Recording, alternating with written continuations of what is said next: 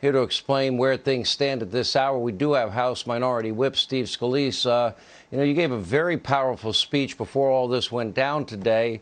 I'll never forget, you yourself were a victim of violence on that ball field. You nearly died that day. We saw the heroism of those Capitol police officers that day that walked into an open field against this guy with a rifle that was hidden and camouflaged.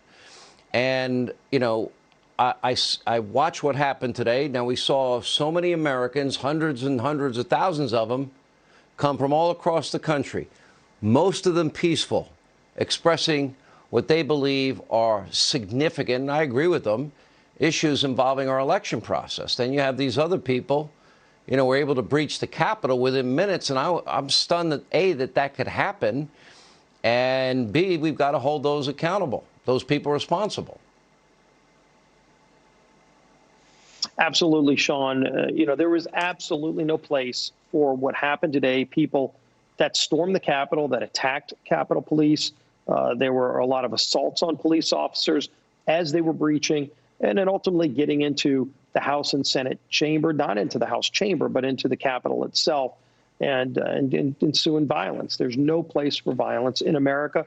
You and I, as you talked about in your opening monologue, you and I were actively, vocally against it during the summer when it was going on, and we're equally disgusted by what happened at the Capitol tonight. I wish my friends on the other side of the aisle expressed that same indignation over the summer as we are sharing tonight, because it shouldn't have happened tonight. It shouldn't have happened over the summer when they burned cities down.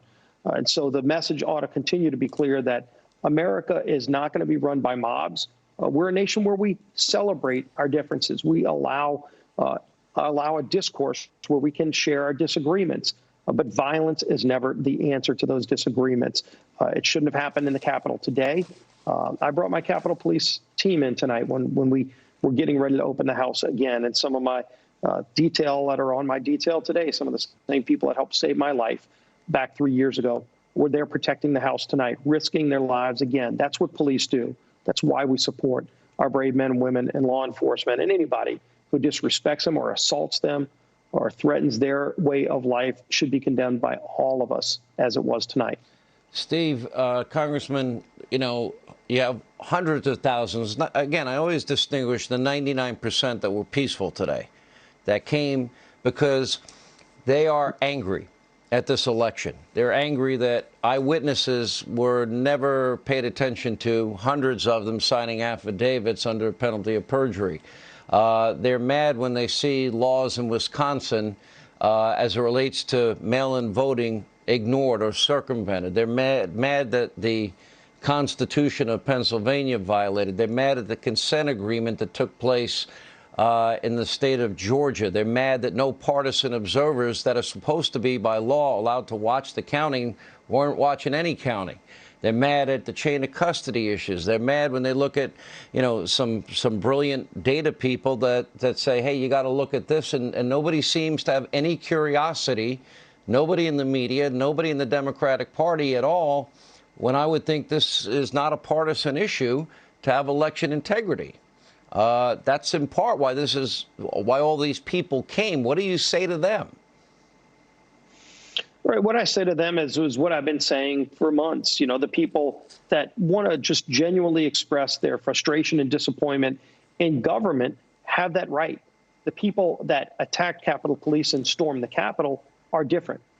That's very not different. My question, though. And they're the 99% that are peaceful, they're coming with very specific reasons that they're expressing that they feel that has been ignored by the courts, ignored by lawmakers, and ignored certainly by the media. And when you have numbers as high as 83% of Republicans in a poll saying they don't have confidence in the election results, that's a problem, Congressman. It's a big problem. It's what we were talking about on the House floor earlier today, and in fact, what we've gotten back to talking about tonight. And that is that there were very serious problems. And this is not something new, unfortunately. This is something that's been going on for a long time. But the Constitution is clear that the legislatures determine the process for electing a president, for choosing electors. That was bypassed in a number of states, Sean. And that's a problem that's been going on for a long time that's got to stop. And we've got to confront this. People that think that they can just ignore it and it's going to go away. It's not. There are millions of Americans who say, okay, whatever state you live in, whatever the rules are, that's what both sides should follow. And if you don't like the rules, instead of going to the legislature, if you just go and bully your Secretary of State or the governor, or you think you can get a favorable opinion out of a court and you change the law that way instead of going through the legislature, that's not what our founding fathers said is the process for electing a president. And that's what happened in a number of states. It's why you see the frustration. It's why it's been going on for a long time, and it's got to end, Sean. Well, I don't think it's ever been this bad, has it? Probably not as bad as we've seen it this cycle. And again, it's been brewing. Some states it's been worse than others. You know, you go back to 1960 election, and there's a lot of talk about, you know, Richard Nixon ultimately conceded, but everybody knows what happened in Chicago in 1960. There was fraud in a number of states, and ultimately they just looked the other way and went beyond it. We've got to stop looking the other way. We've got to confront it. I've seen this in my own state. We had problems for a long time, and we finally fixed it. The 99% that are peaceful are expressing their grievances, and I think Congress has an obligation to work to ensure that we have integrity and every American can have confidence in the election results. There are so many states, you know, we're a country that has Microsoft and Silicon Valley and Apple and some of the brightest minds in the country, computer minds in the country. It's not mine, I can tell you that. I could barely download it. We know it can be done the right way. You look at a state like Florida or Texas, larger states than Pennsylvania, that got their results in 2 hours. Ron DeSantis made sure he fixed, by the way, problems that we saw in places like Broward County. He went and fixed it so that they could have a safe and secure and fair election in Florida and know the results on election night. Is that too much to ask? No, voter ID to just ensure the integrity of everybody's vote. The voter ID that you would need to get into the DNC. Integrity. All right. Thank you, Congressman. Exactly.